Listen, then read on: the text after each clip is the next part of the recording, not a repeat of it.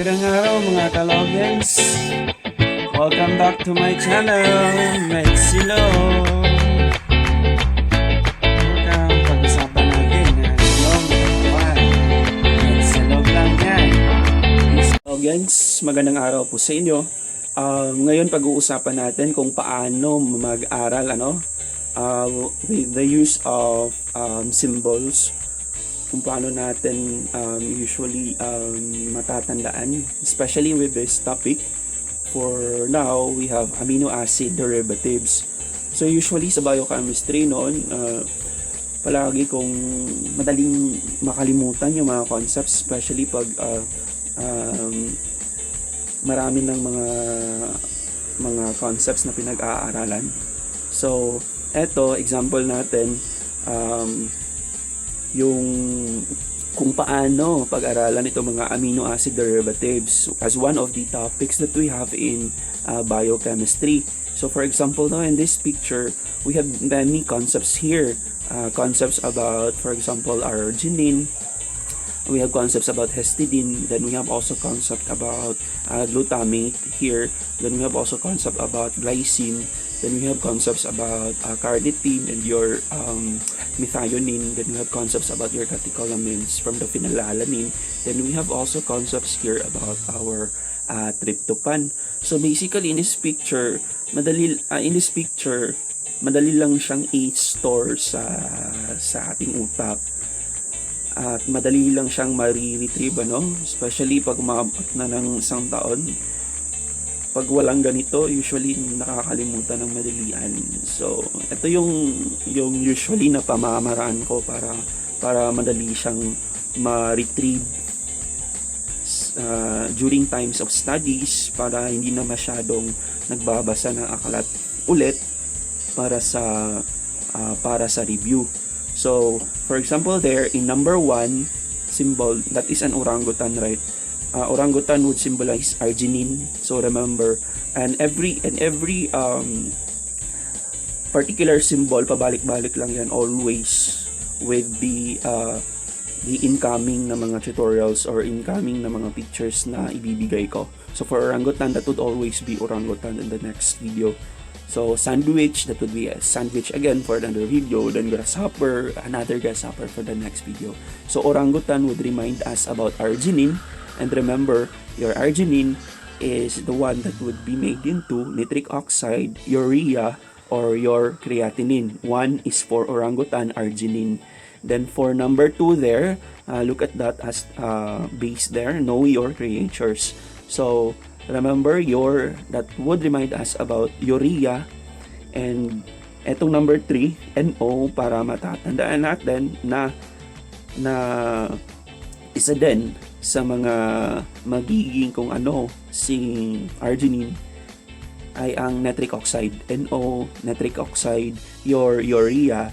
Then look at that at the right hand of the orangutan. That's a bioptic that would remind us about BH4. BH4 is your tetrahydrobiopterin. So remember, for the formation of arginine to nitric oxide, it requires your BH4 or tetrahydrobiopterin. So remember again that bioptic would be your BH4. Okay, that would always be used in this type of study or in this type of symbol study. So that's number 3 again for your NO, nitric oxide. Then for number 4, we have their create, that would remind us about creatine, because arginine would lead to the formation of creatine, requiring, look at the left hand of the orangutan, that's a grasshopper and a sandwich, right? A sandwich, a kid who is eating a sandwich. That would remind us grasshopper, glycine. Yes, grasshopper for glycine, and sandwich for some. Again, some would mean S-adenosyl methionine. So meaning, for the formation of arginine to creatine, it requires glycine and your sum. Okay, that's why there is creatine, then sum, and your glycine for the grasshopper. How about for number 5? For number 5, we have a statue there. That's a mountain lion. So that mountain lion plus the some sandwich there, some, right? Okay, so meaning methionine will lead to the formation of your SAM. So SAM again is S-adenosyl methionine. So that's number 5. How about their number 6? Donate. We have CH3 coins. CH3 is the symbol of carbon methyl group, right? Yes. So this would remind us that SAM or your S-adenosyl methionine donates one carbon methyl group during different reactions. So isa lang carbon methyl group during different reactions. Those 3 coins there would remind us about CH3. Okay? Pero isa lang. That's why there's only one banner there that is being donated. Okay? Isa lang may banner picture dyan. Okay? So, number 7, we have there a lizard. So, nasa kamay ng nasa kamay ng mountain lions. Tama. Plus, we have a carnitas stand. Plus the orange tree there. So, this would remind us that lysine plus methionine would lead to the formation of your carnitine that requires vitamin C. So, lysine, the lizard, methionine, the lion, the mountain lion, the carnitine, the carnitas stand. Again, it requires vitamin B6. Again, lysine plus methionine will form carnitine, plus it requires the cofactor vitamin C. Okay, vitamin C. That's why we have the orange tree there. Okay. Number 8 there. We have number 8, a snake. So, snake has, remember has, it would remind us about histidine or histidine, right? Histidine, dapat natin talaga, histidine. Remember, your histidine will lead to the formation of your histamine, and it requires vitamin B6, no? So, the beehive there, your number 9, may beehive, di ba? Remember, yung pagbubuyog, ito yung nakakapag-cause pag nakagat ka, would lead to anaphylaxis.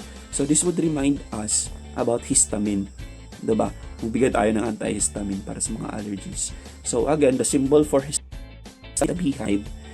And we have 2 ducks there. We have 2 ducks. That would remind us about pyridoxal pyridoxal phosphate. Remember that 2 ducks would tell us about pyridoxal phosphate. Histamine is for our beehive. Then for our snake there, that is a histidine. Again, remember, histidine will lead to the formation of histamine that requires vitamin B6 or your pyridoxal phosphate. Okay? Pyridoxal phosphate. So, that is the meaning of that particular na situation there in the picture. So, in number 10 there, gluten-free, di ba? Gluten-free. So, etong gluten-free, ang ibig sabihin yan, glutamate. Okay, para matandaan natin yung glutamate. Ang glutamate natin, it will lead to the formation of your glutathione and your GABA, your gamma amino. So, glutamate, again, leads to the formation of glutathione or pwedeng GABA. So, there's a guy there with a massive gluteus maximus, right? A gluteus and a massive thigh, ordering from the gluten-free stand, right? So, this would remind us about glutathione. Gluteus plus thigh, glutathione. A person will remind us about glutathione. For us to be reminded again that glutamate will lead to the formation of your glutathione. So, other one, we have here another concept. We have there, cab A plus the 2 plus a pair of ducts there. So, remember that glutamate would lead to the formation of your GABA. The GABA there is the cab A. Okay, GABA requires vitamin B6 or your pyridoxal phosphate. So again, glutamate leads to the formation of your GABA, and it requires pyridoxal phosphate or your vitamin B6. So number 13 here, we have a grasshopper motorcycle. Grasshopper again would be the symbol for glycine, right? Yes, glycine. Again, that grasshopper motorcycle is your glycine. And look at that motorcycle's tire or your wheel, right? that is a hemi symbol. Remember, your porphyrin is a part of your hemi in your hemoglobin, right? For the formation of your RBCs, you need porphyrin, a part of your hemi. So that's a symbol of porphyrin actually. So for us to be reminded, but with this grasshopper motorcycle, your glycine leads to the formation of your porphyrin. And remember, we have two ducts there. So pyridoxal phosphate ulit. So for the formation of your porphyrin from glycine, it needs vitamin B6 or pyridoxal phosphate. So that is what is meant by that picture. So another one we have here, number 15, number 16, and number 17 at the upper left hand, no? So 15, 16, 17, connected po silang tatlo. So number 15 there, we have a phenic fact that would remind us about phenylalanine. So that is phenylalanine symbol, ha? Phenylalanine. So remember, phenylalanine will lead to the formation of your tyrosine, and well, tyrosine will lead to the formation of thyroxine in your catecholamines. So eventually, yung catecholamines natin, thyroxine natin, are coming from tyrosine, which is coming from phenylalanine. So yung mga catecholamines natin, for example, dopamine, norepinephrine, and norepinephrine, they're all coming from phenylalanine na amino acid natin. Okay? So again, yung facts natin sa that is your phenylalanine, that is your phenic facts, phenylalanine. And we have here the second banner that states may tire dyan, di ba? Spiroid lucium plus T4 time bomb. So T4 time bomb yan. So for us to be reminded, yung tyrosine, yung spiroid na yan, yung thyroid, para matatandaan natin, kasi may thyroxine, di ba? Yung T4 time bomb, T4. Okay, that's your T4, your tyrosine, for us to be reminded with that banner. Okay, then we have also here your epic animals. So epinephrine, C for catecholamine, for us to be reminded about catecholamines, epinephrine.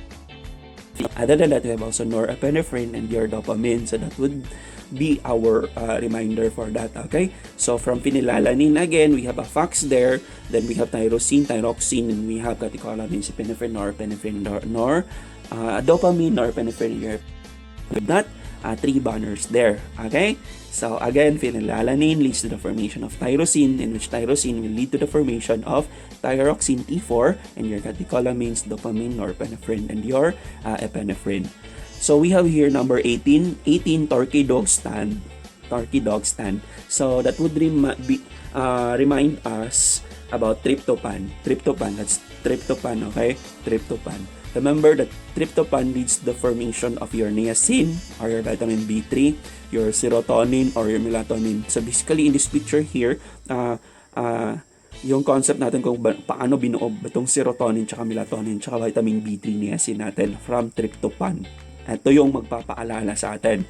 So, NY there in number 19, NY is nice, right? NY is nice. So actually, tryptophan leads to the formation of niacin. Yes, remember niacin is vitamin B3. Okay? Niacin. Okay? Tryptophan leads to niacin formation. Yung NAD plus natin at saka NAD P plus, yung energy drinks natin dyan, remember that your NAD plus and your NAD P plus comes from niacin, vitamin B3.